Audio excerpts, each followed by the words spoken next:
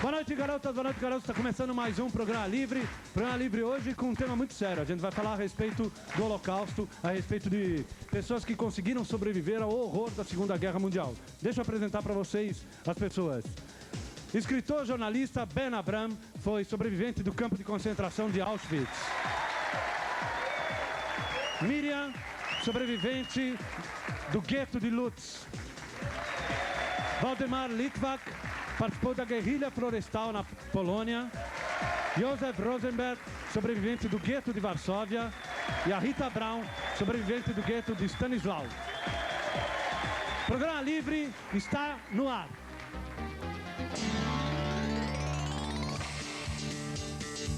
Campo de concentração e gueto, basicamente pessoas que sobreviveram a esse horror da Segunda Guerra Mundial. Aqui ao fundo, o Programa Livre vai ficar mostrando hoje, durante o tempo inteiro, imagens desse horror que foi uma Segunda Guerra, onde milhões e milhões de pessoas morreram de uma maneira que até hoje não se sabe, basicamente, quer dizer, que sentido houve. Os motivos a gente sabe, existem motivos políticos e existem motivos ideológicos e raciais, o fascismo traz isso, né? Mas, enfim, de qualquer maneira, mais de 70 milhões de pessoas mortas de uma maneira absurda. Ben Abram foi sobrevivente de Auschwitz. Queria que você começasse explicando qual a diferença de um gueto e de um campo de concentração. O gueto também é um campo de concentração, só com uma diferença. Que no gueto as pessoas viviam junto, por exemplo, com suas esposas, seus filhos. E no gueto, pessoas estavam executando um trabalho escravo, trabalhando 12 horas por dia, 7 dias por semana, inaptos para trabalho, e crianças, inválidos e velhos eram sistematicamente retirados e enviados à morte, às câmaras de gás, ou da outra maneira que ficavam mortas. Nos campos de concentração já era diferente, já eram as prisões praticamente ao ar livre, onde também, quando a gente chegava, por exemplo, aqui quero salientar, que existiam campos de concentração e existiam campos de extermínio, e existiam campos mixtos, isto é, ao lado de um campo de concentração havia um campo de extermínio, como por exemplo foi Auschwitz e Majdanek, e campos de extermínio, só de extermínio, como foi Treblinka e Sobibor. Quanto as pessoas, por exemplo, chegavam, quando nós chegamos a Auschwitz, foram separados, pessoas inaptas para trabalho, velhos, crianças, mulheres grávidas, mulheres com crianças, e estas iam diretamente para as câmaras de gás. E nós fomos separados, mulheres e homens, passando na frente de uma comissão que no meu caso foi Mengele, que só mexendo o dedão à esquerda ou à direita, enviava as pessoas ou para câmaras de gás ou para trabalhos forçados. Naquela hora, pela última vez, vi a minha mãe, que foi enviada à morte. Ok. Bem, vamos então, depois de saber as diferenças entre o campo e o gueto, vamos começar as perguntas aqui. Quem tem a primeira pergunta? Fala, garoto. Para quem é? Para qualquer um deles. Okay. Teve alguma razão especial por que vocês vieram para o Brasil, depois da guerra? Você está dirigindo para mim ou em geral para cada um? Para mim eu posso responder por minha parte. Fala mais alto. Fala mais alto. Não. Teve alguma razão especial para vocês terem vindo para o Brasil, depois da guerra? Para mim eu te posso responder seguinte, eu ainda como criança, meu pai sempre comentava em casa que tem um tio aqui no Brasil, que é um país livre e onde as pessoas não se sentem antissemitismo, não se sentem as discriminações. Por isso que isto foi gravado na minha mente e eu cheguei aqui, adotei o Brasil como minha própria pátria, achei aqui um povo maravilhoso e bondoso que recebeu eu como todos os amigos.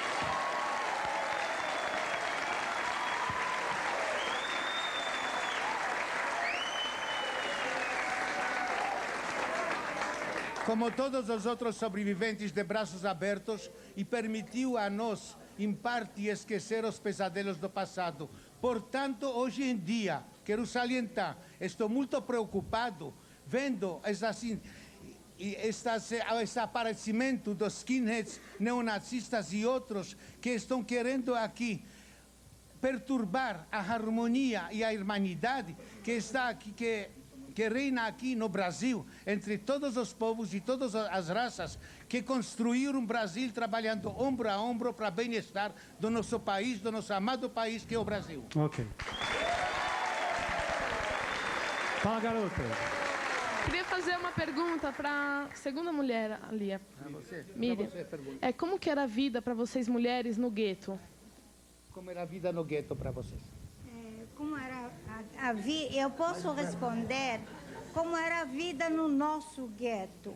No nosso gueto, os alemães aglomeraram todos os moradores da cidade, que eram mais ou menos 25 mil pessoas, judeus, na nossa cidade, aglomeraram todos num bairro miserável, o mais pobre, o mais sujo, o mais velho, e lá moravam em cada quarto moravam várias famílias. Era uma vida desumana, de aperto, de fome, de sujeira. Não tínhamos comida, não tínhamos como cuidar da higiene, não tínhamos como dormir. Nós, lá no nosso gueto, no nosso quarto, deitavam as crianças na largura da cama, porque não havia lugar onde dormir. E só as crianças dormiram, as crianças pequenas dormiram na cama, e o resto ficavam assim, vegetando. Quer dizer, a vida no gueto foi uma vida muito triste, muito cruel, muito difícil. Doenças, fome, sujeira, tristeza, e junto com isso também os alemães perseguiam todo mundo, não deixavam a gente em paz nunca. Ok. O Josef, o gueto de Varsóvia, que você fez parte, ele também ficou famoso por um levante, quer dizer, uma tentativa de... Isso foi em 43. Uhum. Pode abaixar, eu vou te mostrar como fazer aqui, assim. Olha aqui, é o seguinte. Os alemães em 1939, quando entraram, logo pegaram os jovens, como estou vendo aqui, e logo começaram a bater para trabalhar sem comida e tal. Em poucos dias chegou Hitler na Varsóvia e disse: Ich werde meinen Kampf nicht aufgeben, bis der letzte Jude taut und wirklich ist. Eu não vou me dar por vencido até que o último judeu vai ser liquidado. E sobra...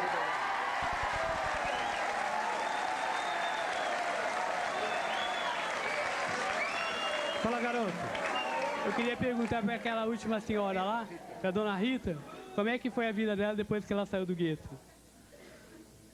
Você fez parte de que gueto? Eu fiz parte do gueto. No microfone, assim, por favor. Pode descansar. Eu fiz parte do gueto de Stanisławów. Assim que alemães chegaram para Stanisławów, imediatamente, dentro de 6 semanas, cercaram o gueto com a madeira, porque era mais rápido do que com tijolos. E todos nós fomos transportados sistematicamente em caminhões até lá. Eu vivi no gueto 2 anos e meio, usando braçadeiras, sem as quais não poderia se transitar pelas ruas. Na entrada do gueto, os homens eram segregados. Quem recebia a letra A poderia achar que vai viver ainda. Letra B dava direito a alguns meses. Letra C imediatamente era eliminada. Eles foram levados, não sabemos aonde. Dizia-se que para campos de trabalho, nunca se soube aonde. Havia jovens corajosos que entravam na fila por 2 vezes para receber a letra A e poder dar ao pai que recebeu a letra C.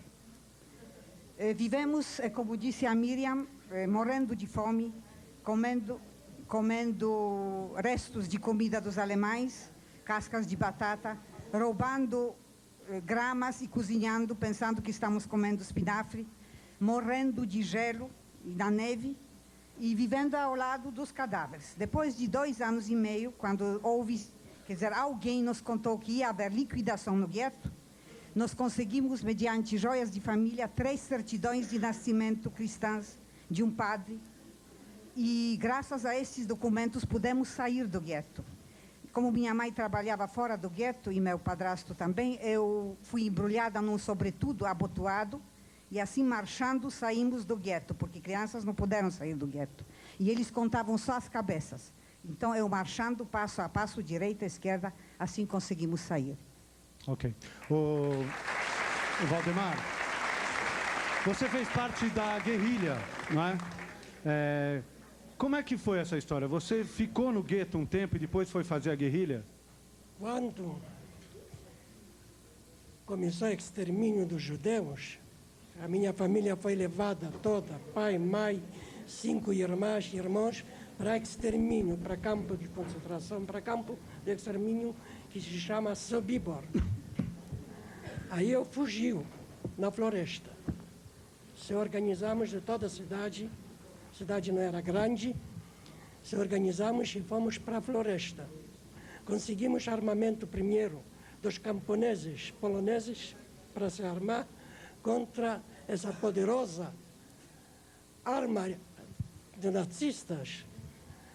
E assim entramos com contato com os ex-prisioneiros, esses prisioneiros que fugiram dos campos de concentração, que foram pegados pelos alemães quando a guerra estourou em 1941 com a Rússia.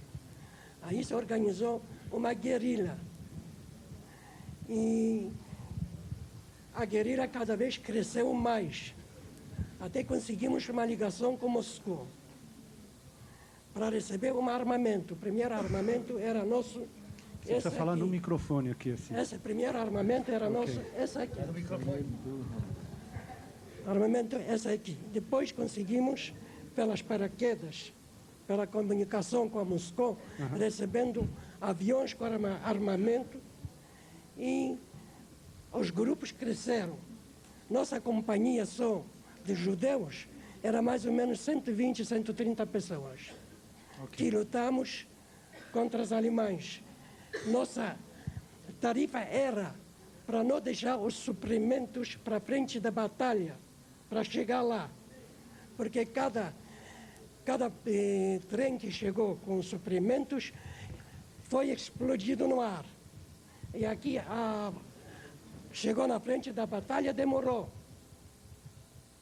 E isso aqui os russos, cada vez lá no outro lado, o Exército Vermelho, nós estamos na retaguarda dos alemães. E somos mais ou menos espalhados pela toda a Polônia, mais ou menos 20 mil judeus. E a luta foi muito pesada, muito difícil para sobreviver, porque nossa luta foi luta justa pela nossa sobrevivência, pela nossa existência. Lutamos como os heróis. Se jogamos embaixo dos tanques alemães e conseguimos nossa vitória. Eu estou aqui junto com vocês. Ok. Programa Livre, hoje falando com sobreviventes da Segunda Guerra Mundial. Bem rapidamente, eu queria que vocês falassem assim, quem cada um perdeu na guerra? Quem que morreu da sua família? Da minha numerosa família, somente eu, um tio e 2 primos que sobreviveram.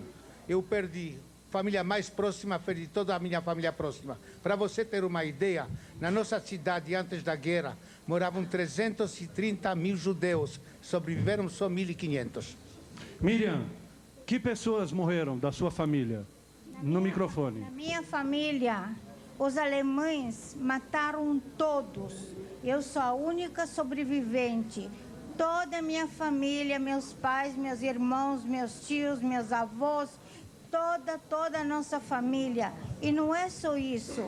Eu sou aqui em São Paulo, eu sou a única sobrevivente que viveu na cidade de Lutsk durante a Segunda Guerra, que passou lá a guerra. Eu sou a única sobrevivente aqui em São Paulo, da nossa cidade. Eu, pelo menos em todos os anos que eu estou vivendo aqui, nunca mais encontrei uma pessoa que tivesse vivido lá os anos da guerra e sobrevivesse. Valdemar, quem que você perdeu? Eu perdi meus pais, pai, mãe, 5 irmãs e um irmão. Eu fiquei único. Ok, você, Iosa? Eu perdi toda a minha família. O único que restou sou eu. Mas eu tinha meu avô, em 1905, viajou para os Estados Unidos E sobre a família lá, que eu tenho lá 11 primos. E aqui eu trouxe uma família da Europa, uma filhinha naquela época que tinha quase 3 anos. Ok. Rita, e você? Eu perdi meu pai, perdi avós, tios e perdi, que foi uma perda muito triste, um irmãozinho de 7 meses, cujo crime foi ter nascido numa família judia. Vamos lá, continuando as perguntas aqui, preciso de mais som aqui interno, fala. Oi, se era diferente muito o tratamento entre mulher e homem? Nos campos, hein, Ben? O tratamento era igual. Quem estava apto para trabalhar sobrevivia ou vegetava a tempo que ele tinha força para trabalhar. Mas na hora que adoeceu ou não tinha mais forças para trabalhar, foi enviado para a câmara de gás. Ou fuzilado, numa outra maneira, foi eliminado. Fala, garota. Para todos, existe algum perigo, mesmo vocês estando aqui no Brasil, de vocês serem perseguidos pelos alemães? Hoje? É. Tá ótimo. Olha, Sérgio, eu acho que a pergunta é ótima. Ok. E ela deve ser respondida. Será respondida.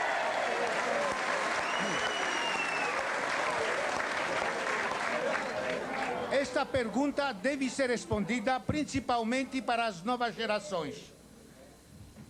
Pois, hoje em dia, 50 anos depois da Segunda Grande Guerra, o neonazismo está crescendo na Europa. Neonazismo que vocês possam acompanhar nos noticiários da TV ou pelos jornais, investindo não contra judeus, porque judeus foram eliminados na Alemanha, em geral na Europa, mas contra os estrangeiros. E também o que me mais preocupa, o surgimento do neonazismo aqui no Brasil, dos os carecas, os skinheads, os outros que investem não somente contra os judeus, mas contra negros e contra os nordestinos, porque qualquer discriminação contra quem quer que seja deve ser banida da face da terra. Todos nós somos filhos de Deus e todos nós temos, independente.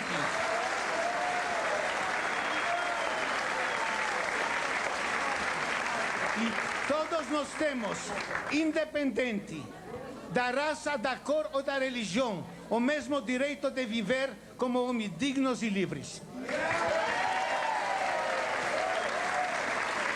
Sem dúvida. Bem, ó, deixa antes de continuar, quer dizer, eu acho que fica muito claro que nós devemos manter um repúdio total contra qualquer nova manifestação. Exatamente. Mas não é assim um povo específico, o alemão. Quer dizer, que qualquer manifestação de qualquer povo que lembre o fascismo, a gente deve repudiar. Exatamente. Todos. Diga. Para o senhor jornalista, eu queria saber como que ele conseguiu fugir do campo de concentração e o que mais marcou com ele. Olha aqui, eu vou te responder. Em 1943, quando a gente estava no gueto de Varsóvia e lutando contra os alemães, então nós juramos. Nós éramos naquela época mais ou menos 20 anos, como você jovem, uma maravilha para ver esse povo brasileiro. E nós juramos nunca mais vai mexer com nós, porque esse é o nosso destino para sobreviver. E hoje em dia, qualquer país no mundo que vai mexer com o povo judaísmo vai ter pior destino que tinha Hiroshima e Nagasaki. Ok. Agora, Rita. Como é que você escapou do gueto? Eu escapei... Foi com o fim da guerra? Não. Quando houve a liquidação do gueto, como eu disse, conseguimos papéis falsos e vivemos nos papéis falsos. Enquanto isso, fomos detidas várias vezes, porque um olhar furtivo, um andar rápido, também suspeitavam-se que éramos judias. Então, o que quero mostrar a vocês, a que ponto chega ódio e insanidade, até insanidade. Porque foram colhidas amostras de sangue minha, do meu sangue e da minha mãe, para serem mandadas até laboratório em Berlim, para então verem se nós podemos pertencer à raça humana pura alemã. Ficamos 7 dias, sabendo que não existe esse tipo de exame, obviamente, mas que por capricho qualquer poderia vir um resultado forjado. Graças a Deus, depois de 7 dias, veio uma folha muito grande, dizendo que podem nos soltar porque somos puras e dignas de fazermos parte da pátria alemã.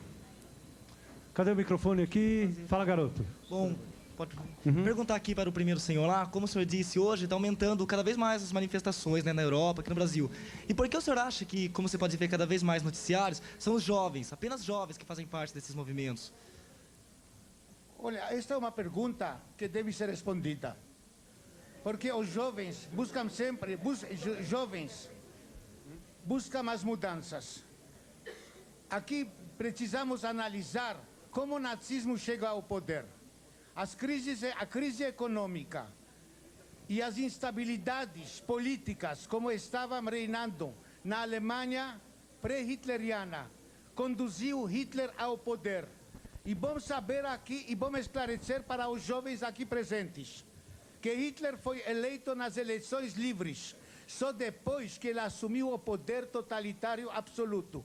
Portanto, vocês jovens, antes de votar, não acreditem nas promessas vazias, não se deixem conduzir pelas demagogias. Pensem bem a quem eleger, porque às vezes elegendo algum que se apresenta como um salvador da pátria, a gente pode entrar na mesma desgraça que o próprio povo alemão entrou. Porque Hitler não fez somente a desgraça, não conduziu a desgraça ao mundo inteiro, conduziu também o seu próprio povo. O seu próprio povo, mais que 20 milhões de alemães, entre soldados e civis, foram mortos ou inválidos durante a Segunda Grande Guerra Mundial. As suas cidades foram totalmente destruídas. A sua pátria Alemanha foi dividida em dois até pouco tempo atrás. A sua capital milenar dividida como um muro, onde os alemães atiravam nos alemães. E isto tudo foi a consequência de eleger um homem com uma oratória extraordinária como era Hitler. Portanto, antes das eleições, pensem bem a quem eleger. Não procurem uma coisa que promete para vocês umas coisas que são impossíveis para realizar. O Hitler, no início, ele acabou praticamente com desemprego na Alemanha. Mas a custo de quê? A custo do armamento e da ativação da indústria bélica. Isso tudo conduziu à guerra, a desgraça que custou ao mundo 70 milhões de mortos. Ok. Para dar um tempo, volta.